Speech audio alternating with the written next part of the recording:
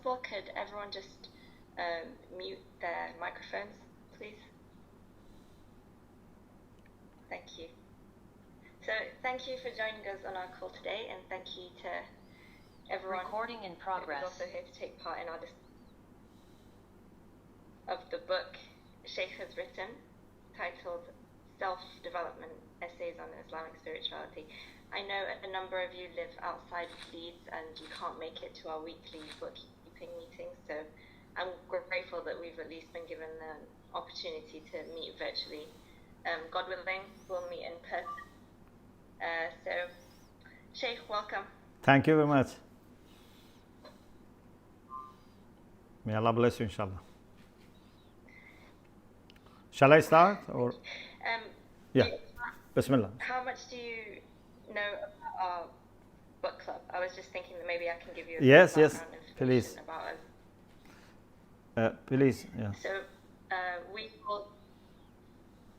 we hold a weekly book club at our local Islamic centre called Ahlul Bayt Cultural Centre in Leeds.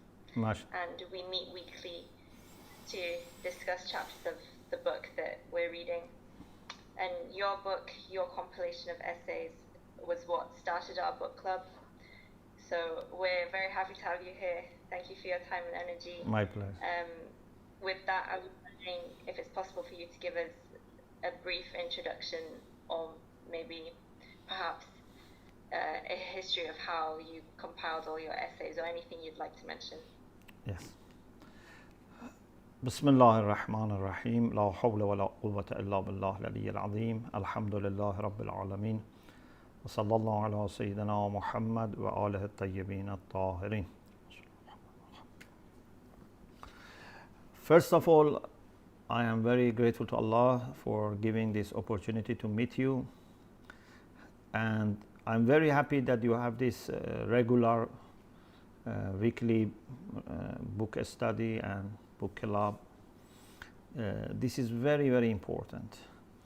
First of all, seeking knowledge is an obligation, but seeking knowledge through books, by reading, by discussing, shows seriousness. It shows that you are making deliberate attempt for learning. Not everyone, unfortunately, reads books. They don't have either patience for that, or they have not developed the skills for that.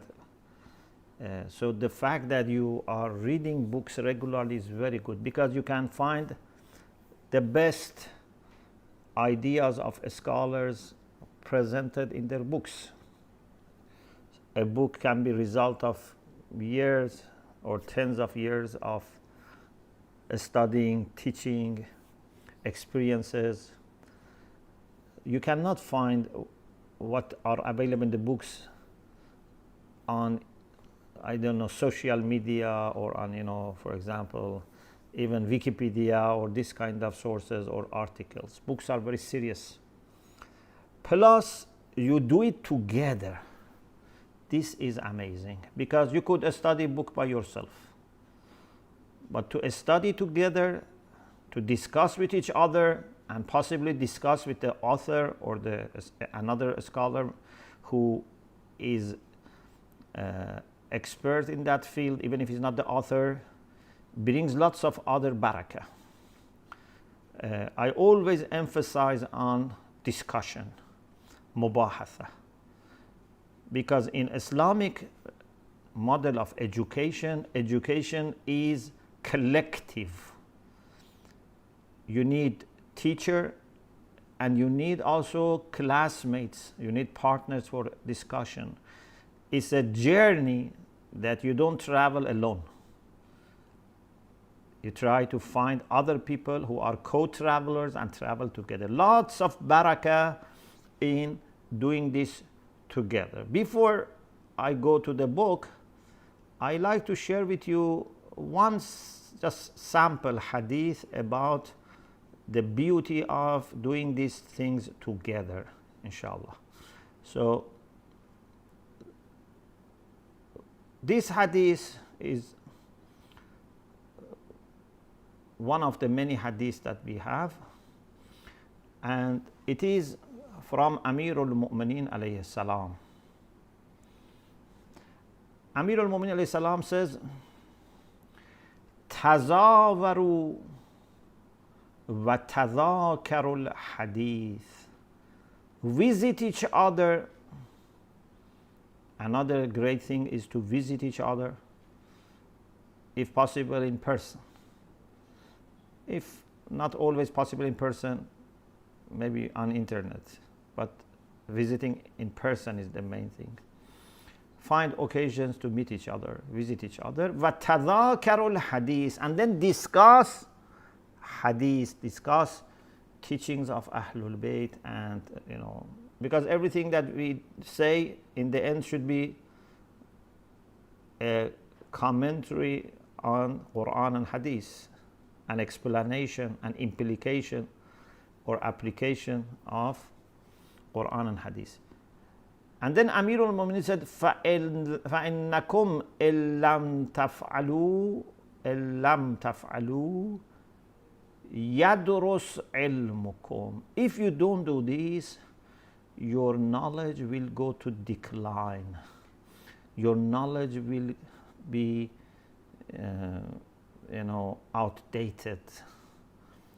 To keep your knowledge fresh, you must meet each other and discuss with each other. Also, Imam Baqir alayhi salam said, Rahimallahu abdan ahya al-ilm. May Allah's mercy be upon the one who revives the knowledge. Qila wa ma ahyahu. It was said, what is the revival of knowledge? Imam said, an yudhakira bihi ahlud din wal wara. When people of religion, religious people, people of wara, of taqwa, so means religious, pious people, they discuss. This is revival of knowledge. This is revival of Islam, because Islam is a matter of knowledge. Because we know life of Islam is ilm, is knowledge. So I want to congratulate you for doing this, and I want to request you not to let this stop. To start is very important, but to maintain is even more important. Nothing should stop you from doing this, inshallah. Now, regarding this book, Self-Development, so this book has a long history. I am very much committed to explaining normally the story behind every book in the introduction to the book. So I advise you, whenever you read a book, read the introduction. Some people just start with the first chapter. But always try to read introduction, because it helps you better understand this book. And for me, every book is like a child. So it's very much, every book is dear to my heart. And it has been developed over years.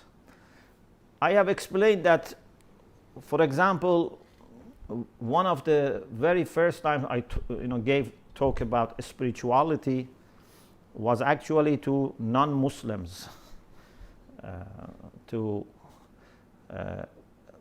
the participants of Catholic Shia Dialogue in Ampleforth, North Yorkshire. I was supposed to give a talk about a spiritual direction from Islamic perspective. Then I had courses on spirituality in Vancouver, in Toronto. I had a course on self-building in London. And then we started organizing them, publishing them as articles in Message of Saqalain, and then finally making it as a book. I have another book, Self-Knowledge, which prepares foundation for this book, Self-Development. As you noticed, the book comes in 8 essays. So the first is about significance of self-control and self-purification. Islamically, our main task is tazkiyatun nafs. some spiritualities in the world, they try to make their spiritual power stronger. They try to make their spirit more powerful. And even it can be by doing wrong things or by putting too much pressure on themselves. We are not after taqwiyatul nafs. We are after tazkiyatul nafs, as the late Ayatollah Ansari Hamadani said. Islam is after tazkiyatul nafs, purification of the soul. One of the tasks of the Prophet was tazkiyatul. It needs self-control, but then transformation. The second part is about different methodological approaches to spirituality and ethics. We have philosophical approach. We find it in some books. We have mystical approach. We have hadith-based approach. We can have also synthetic approach, which brings all the good things from these three together. Then different treatments of spirituality, or different analogies used to explain spirituality, whether it is a medicine, whether it is a journey, whether it is a kind of business, it's a kind of traveling. So there are different analogies, but the main is like a trade, medicine and journey, and medicine, as I said. A spiritual struggle also, jihad akbar. Then key concepts in Islamic spirituality. There are many concepts in Islamic spirituality, but to my humble view, three are very, very important. Love by itself is great, and you can talk about love for hours. It's a very important concept, to the extent that once a person asked Imam alayhi salam, is love part of religion? And Imam said, هل الدين إلا الحب? Is religion anything other than love? The second concept of gratitude, shukr. Shukr is very important. And the third, humbleness or spiritual poverty. I'm not saying these are the only ones or these are the most important ones, but these are three of the most important ones. Otherwise, for example, the concept of patience is also very important. But these three especially I highlighted because sometimes, we underestimate them. Shukr, for example, is the key for success in dunya and akhirah. People of dunya love those who are grateful. People of akhirah love those who are grateful. Then the next is about some instructions given for a spiritual journey. As you might have heard, when our friendship with the Benedictine monks in Ampleforth Abbey was growing, in 2000, after several years of knowing them and visiting them, the abbot of Ampleforth, Abbot Timothy, asked me, Muhammad, are you happy to give talk about Islam to our community? They didn't have experience of dialogue with Islam. So this was the first time they were inviting a Muslim. I said, yes, I am happy. He said, what are you going to say? All of a sudden, I started thinking, and I said, I can talk about Islam in general, give an introduction to Islam, then focus on Islamic spirituality, and then end with some practical instructions given by Muslim mystics. He was very happy. He said, why you don't give 3 talks? This is 2000, 2001. And interestingly, when we fixed the date, it happened, we didn't know, it happened that the first time that I went to give lecture coincided the demise anniversary of Prophet Muhammad sallallahu alaihi wasallam, which was very meaningful for me, and which is very close. We are close to the anniversary of the demise of the Prophet. So about 4 years ago, I had the first talk, and then the second, and the third. So the third was practical instructions given by some Muslim mystics. The next chapter is outcomes of a spiritual journey. I have discussed this to some extent in self-knowledge, but also in some other places. So here there is a chapter. And then a brief report of my discussion about light. Actually, I had a whole series about light, which is published in 7 or 8 papers about light. But a summary of it is this one. And again, there is a beautiful story here. So once I was going to US from Doha, it's in a long journey. And in the flight, I started writing one article on the light. So I said, let me have a summarized version of my discussions about light. And I didn't have reference, just I tried to use my memory and come up with a brief explanation. So alhamdulillah, in the flight I managed to write this article. When we landed in Washington, I was in the queue for immigration. I realized, oh, I left my paper inside the flight, in the plane, because I had put it in front of me. I was so sad. I said, I spent so many hours writing this, and I lost it. Then I saw one of the crew members of Qatar Airways, and I said, I have left my documents, some of my documents in the plane. And they kindly arranged to find and bring it back to me. So alhamdulillah, I got it back. Then we translated into English. So that is the story of this paper. So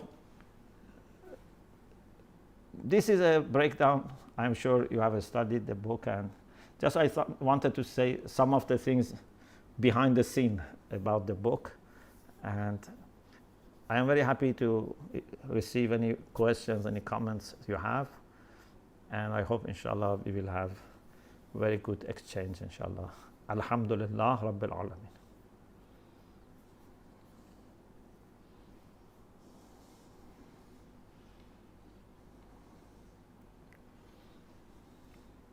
Sure. Yes. Thank you, Shaykh. You're welcome. If there's any questions in particular that anyone wants to ask, they can turn their microphone on, or alternately, you can write in the chat box, and we'll be able to read it out, and Shaykh can answer it. Assalamu alaikum, Shaykh. Alaikum assalam wa rahmatullah. You know how in the book you have said that there are 3 main approaches Yes. to the journey of spirituality? Yeah. Would you say that we should take importance of one approach over the other, or should we have a complete balance between all 3 of the approaches? Yes. In such issues, when you see some good scholars have taken one approach, some other good scholars have taken another approach, I think the best and wisest way is to benefit from all, not to take one and reject the others. So each of these has advantages, and you should be benefiting from strengths in every approach. Hadith-based approach has some advantages. Philosophical approach has some advantages, and mystical approach. And none of them by itself is perfect, is complete. So this is why I like the approach of people like Allama Tabatabai or Imam Khomeini in 40 Hadith, because they have a synthetic approach. They are aware of philosophical discussions, they are aware and experienced in mystical approach, but they also very much refer to the Quran and Hadith.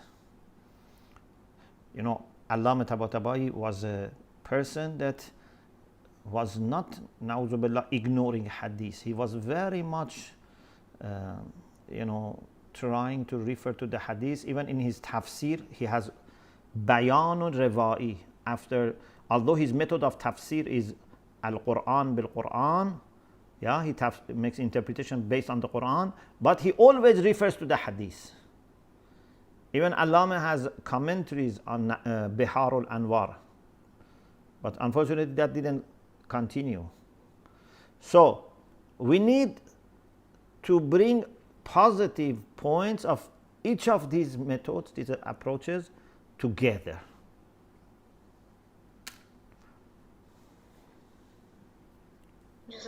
May Allah bless you.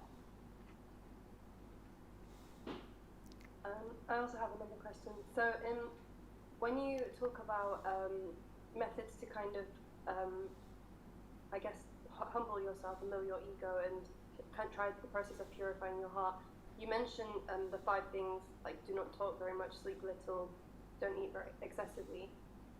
So a few of the sisters when we were discussing this, we actually had a few questions about sleeping, because in the other ones you kind of gave a little bit of practical advice which you can implement.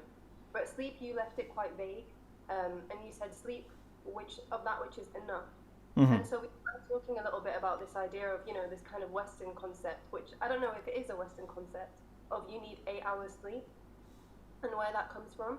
And I was just wondering if there's any Islamic kind of, I mean, I'm sure there is, but what the Islamic way of sleeping is, because I think, I don't know, I feel like, I actually find that, sometimes when you don't sleep as much, you're actually a lot more productive.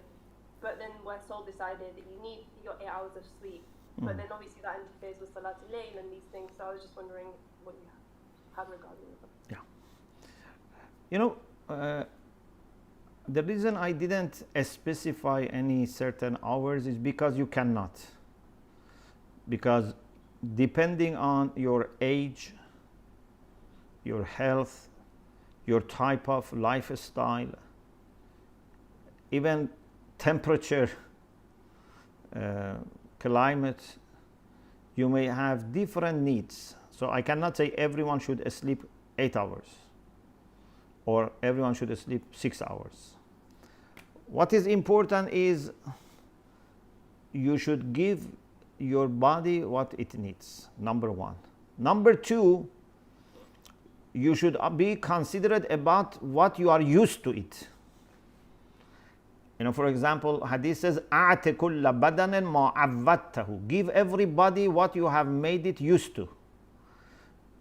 So maybe I didn't need, for example, this many hours or this much food, okay?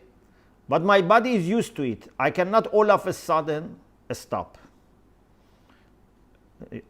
Big changes, radical changes can create disturbance in the body.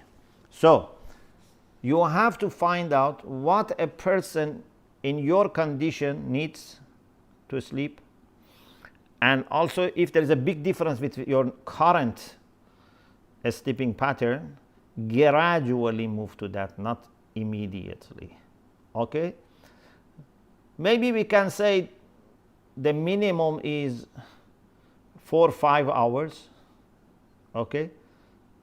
But the maximum is 8, maybe 9 hours, depending on the age, etc. So there is a range here. And it's also very important that when you sleep in the way that you can gain the maximum out of your sleep. So if it is quiet, if it is dark, if it is in the night, at least part of your sleep should be in the night, because this is more restful. Okay? And not to sleep with heavy stomach, because then it doesn't let you again to rest. So there is a whole art of sleeping. But what is important is that when sleeping exceeds what we need, it becomes destructive to the body and the soul and wastes our time. So you have to find a balance. For sure, we don't need to sleep 10 hours, 12 hours, 13 hours normally. Yeah? But how much, I cannot tell everyone. It's varying from person to person. you. You're welcome. Shaykhana, I have a question here. I think you put a beautiful hadith on samt. La ibadah ka-samt. Yes. And then as-samtu rawdatul fiqh. Would you mind just sharing a few reflections on this? Because we are living in a very noisy world, whether it's externally or internally. Yeah. How can we develop this samt? Yes.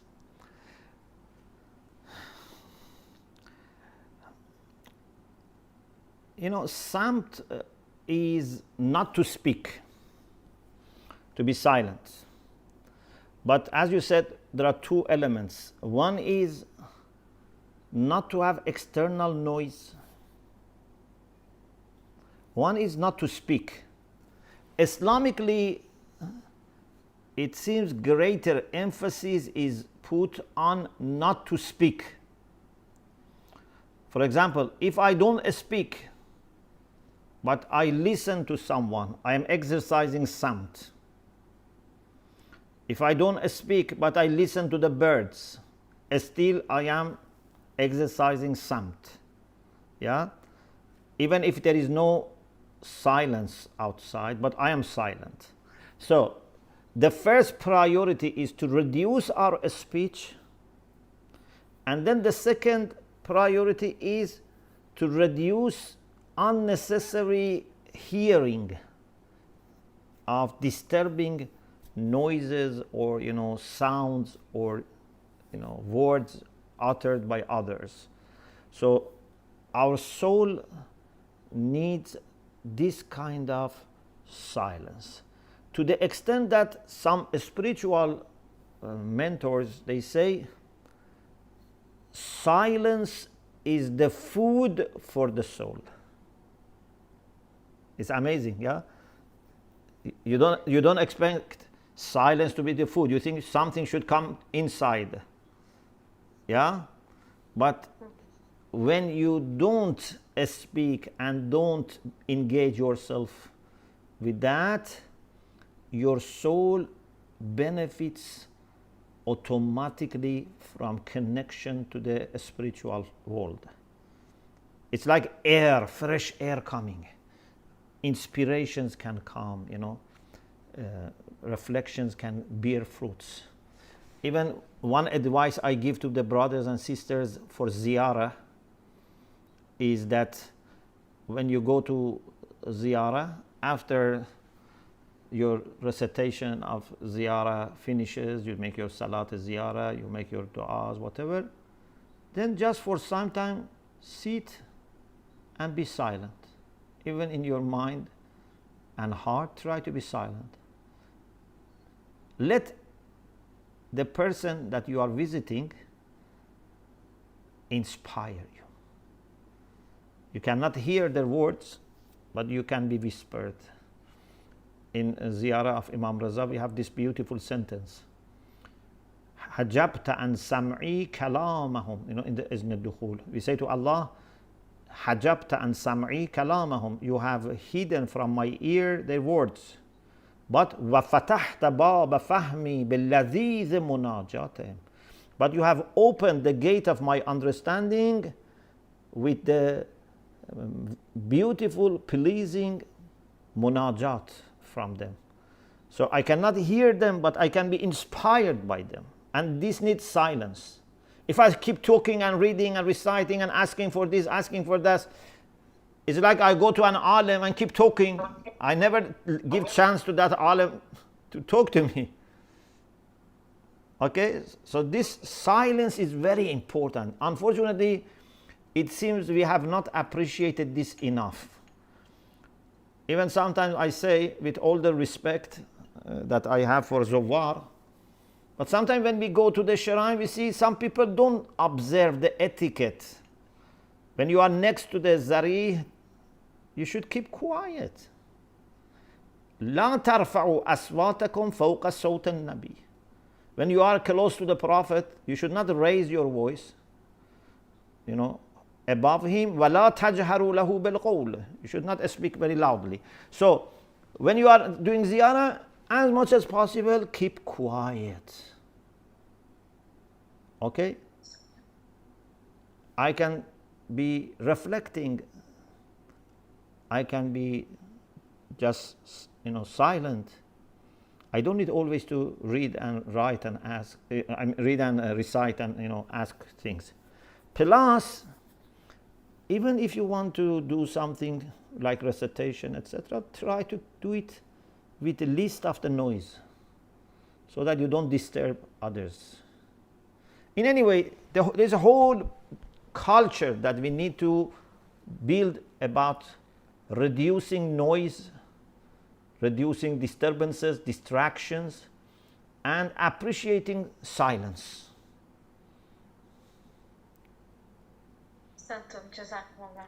May Allah bless. Thank you. You're welcome.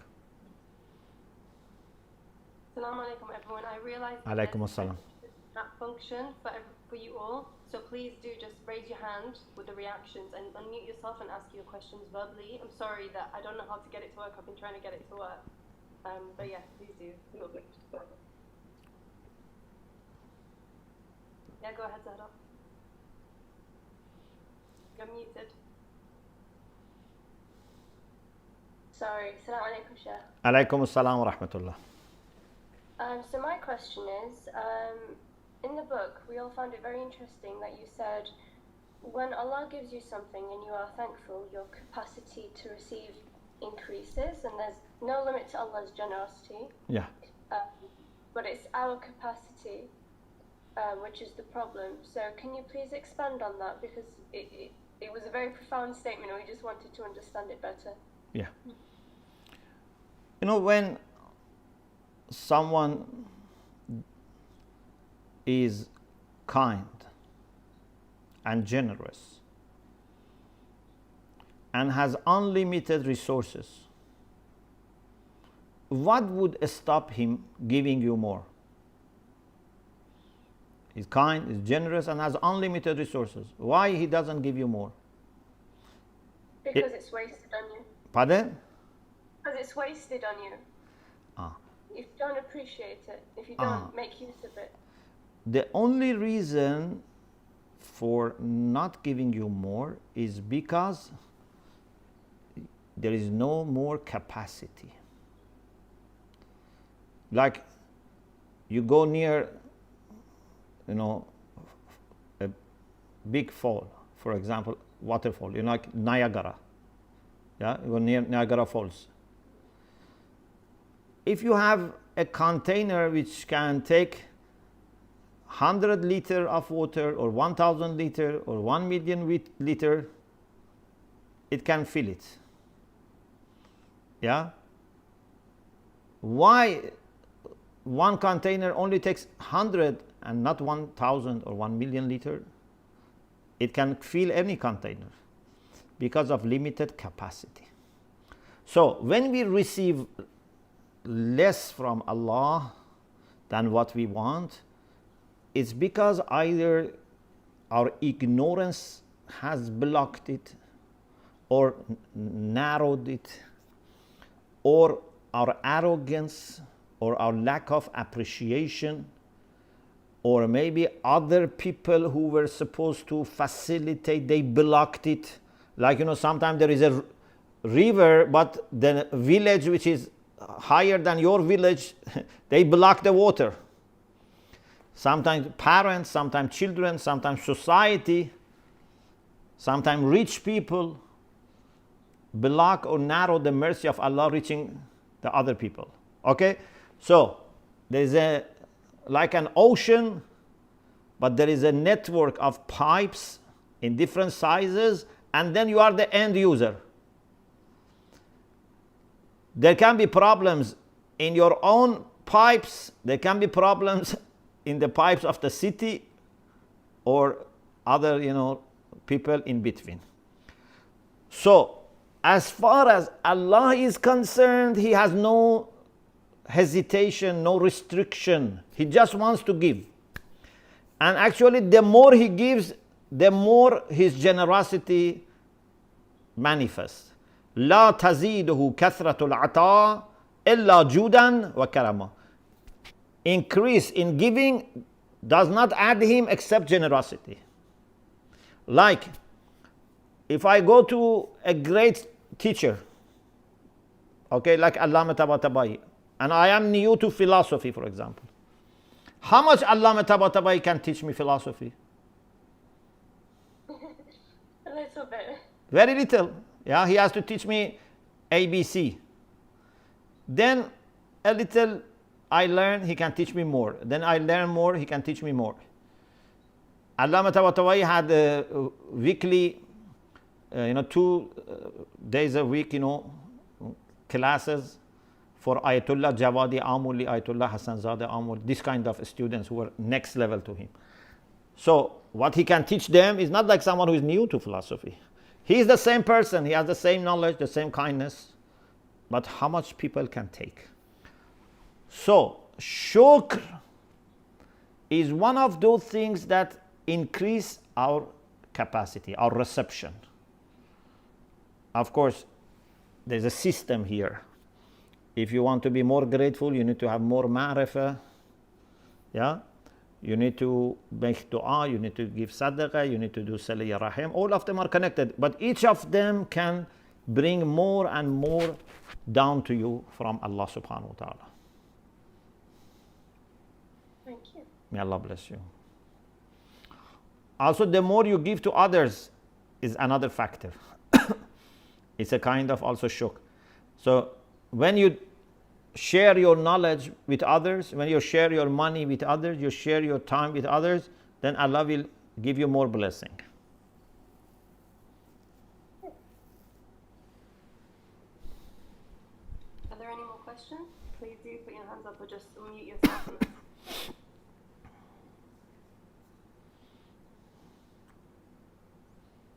Okay, I'm going to ask one there. So one of your, so I think Sister Naseem mentioned this idea that, we're living in this kind of busy world with everything going so fast paced, and we need this time to self-reflect. So there's something that I find quite difficult is how do you balance, your everyday life and, the dunyawi things with like moments to be alone and be with your Lord. How do you balance that? Like how can you, because they say that one of the signs of a mu'min is someone who prays 51 prayers, for example. So how do you pray 51 prayers and then do everything else around that? One of ulama has a beautiful sentence. He says, توزيع الوقت توسيعه. توزيع means to distribute. توسيع means to increase. He says, if you distribute your time properly, you will increase your time. Okay? We all have 24 hours per day. Yeah? But we see people in 24 hours, they have done what we think we cannot do even in 10 days. When we read lives of some of people and how much they achieved, you say, did they live hundreds of years? Say, no, they actually lived like us. But they were very productive. Why? First of all, because they didn't waste their time. They had plan for everything. Okay? They reduced unnecessary things. Yeah? So, how much time we spend on cooking, washing, buying, decorating, some of it is necessary. We have to do it. But even if you can reduce 5 minutes from this, 5 minutes from that, if you can do shopping once a week, do it once a week, not twice, thrice a week, yeah? Whatever you can do to reduce time. How much we are spending on internet? How much, we spend on, I don't know, telephone, etc. So if we can reduce things and plan in advance. For example, you say, every day as average I must at least study 1 hour. I think everyone needs 1 hour at least. Even if you have very busy life, as average you should be able to study 1 hour per day. Okay, read books, discussion, taking notes, review, altogether 1 hour. Listening to lectures, at least 1 hour per day, everyone can do and must do. Okay, so you should have plan, you should reduce unnecessary things, and you should prioritize things over other things. And also sometimes you can do 2 things together. For example, you can walk and do zikr. You can walk and do your nawafil. You can do it while you are walking, for example.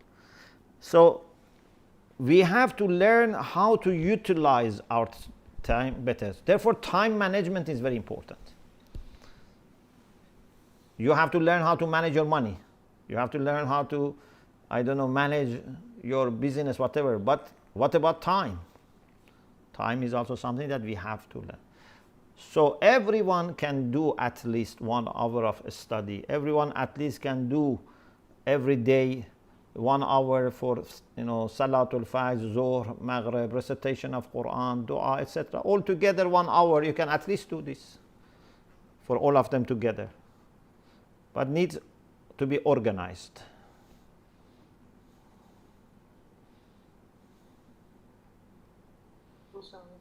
May Allah bless you. Any other questions? I have a question. I think that this question is very pertinent to a lot of people, especially the young people nowadays. The question is that how can we create that balance in our spirituality? Because there's a constant high and a low in our spirituality. There are days when you feel very connected to God. There are days when you feel very down. You feel like not praying extra nawafil prayers or du'as. So there's always fluctuation in our spirituality and in our dhikr. How can we perhaps maybe create that balance and create more harmony with our spiritual side of our being?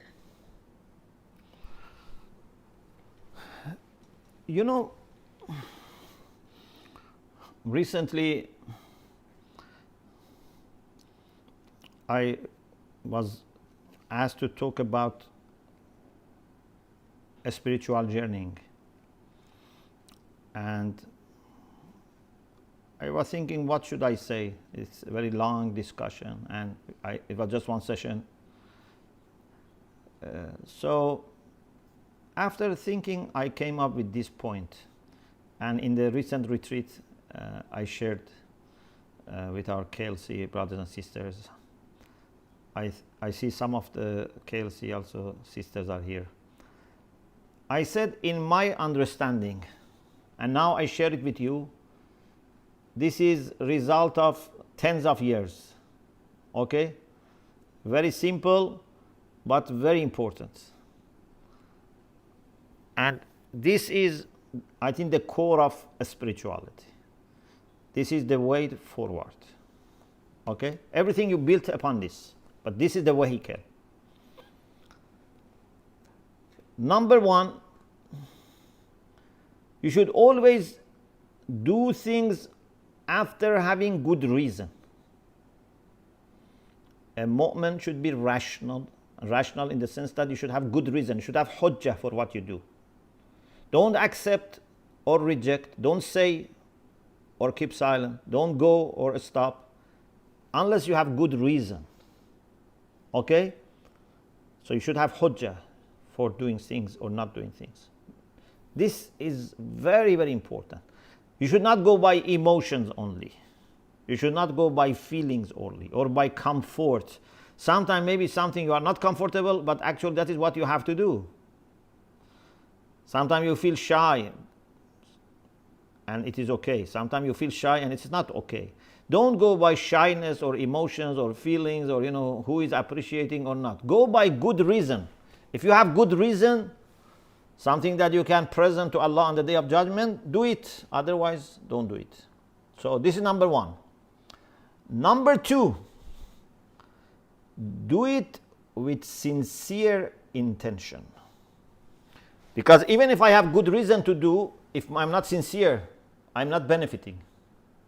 Yeah? For example, I should teach people. I have all the reasons to believe that I need to teach people. But if I'm not sincere, I'm not benefiting from this. Sincerity of intention, the second thing. The third thing is do it with high level of attention.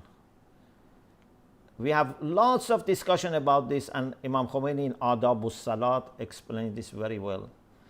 You don't benefit from any spiritual act unless your heart is present. If you have no attention, if you are not alert, if you are not mindful, if you are not conscious, you don't benefit. The more attention is it. Sometimes we talk to each other, but we don't really pay attention to each other. Sometimes we read a book, we don't pay attention. We say our salat, we don't pay attention. So, three things guarantee for you success.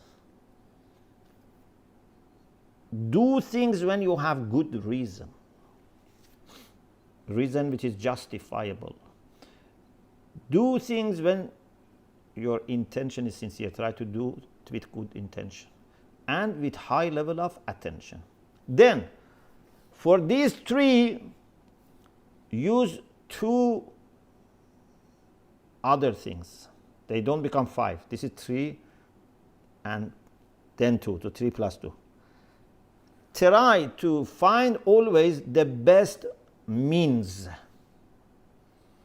Because for good ends, we need good means.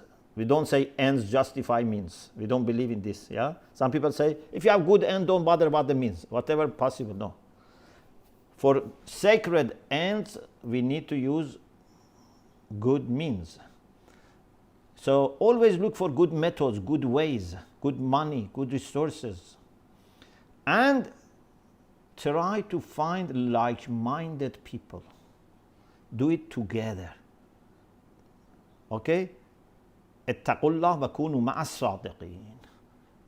Those three plus these two is summary of, I think, everything. If you know anything else that we need to do other than this, let me know. Everything about actions go to these three, and those two are about how to implement. So if you have good reason for doing something, do it. Whether you are in high mode or in low mode, do it. Whether you feel connected or not connected, do it. I have to, for example, do my, I don't know, recitation, my nafila, or I have to visit, ill people. Whatever you are good, I have to do my study, my mubahasa. I don't feel good now. Okay, no matter. Doesn't matter. I will do it. If this is what I am supposed to do, I do it. Yeah? Who knows? Sometimes maybe you feel very high, but you are far away from God. Sometimes you feel very low, but you are very close to Him. We cannot judge because feelings don't guarantee anything. Sometimes people are angry with each other, they upset each other. Husband and wife, instead of talking to each other, they, for example, start doing ibadah and they say, I feel very good, But how can you feel good if you don't speak to your spouse? But it's anger. Anger can make you satisfied. So, observe good reason and don't bother too much whether your spirituality you feel is low or high. Just keep going on. And inshallah, after some time you become more stable in your spirituality. Although you never become always the same, but inshallah just will be good and better. Thank you. You're Thank welcome. you so much. May Allah bless you. Jazakallah. Thank you.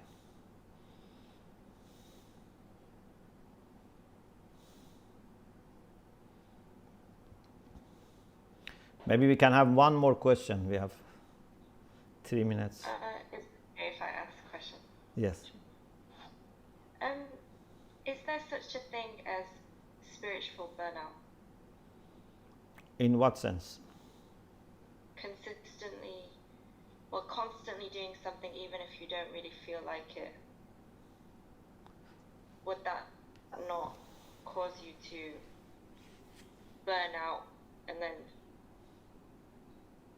you wouldn't want to do it even more? If this continues for a long time, if it's just for a few days, it's possible. But if it continues for a long time, you have to investigate. Did I do something wrong that Allah deprived me from feeling the sweetness of His munajat, His salat, ibadah? Am I attached to dunya? Have I disturbed someone, annoyed someone, hurt someone? Okay? So if you check and you find that you have not done anything wrong, then it means that maybe other things are affecting you. You know, sometimes other issues in life make you unable to enjoy your ibadah. For example, you have someone ill in the family. It's not that you are in a bad condition.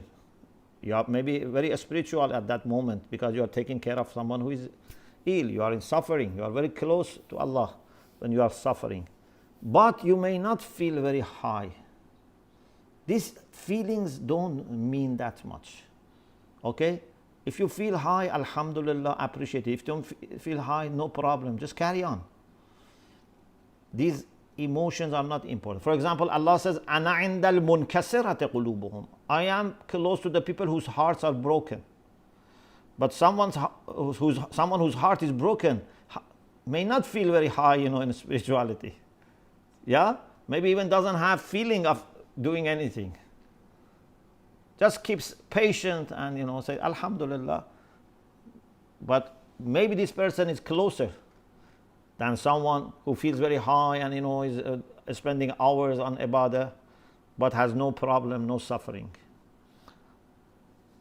So assess yourself.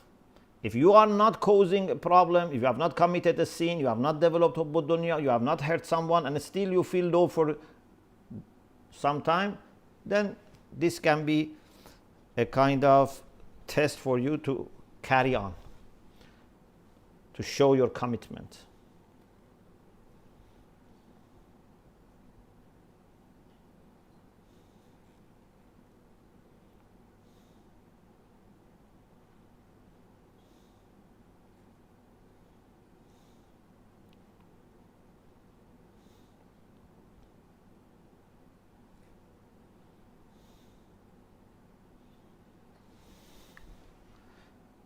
Is the Zoom, you can hear me?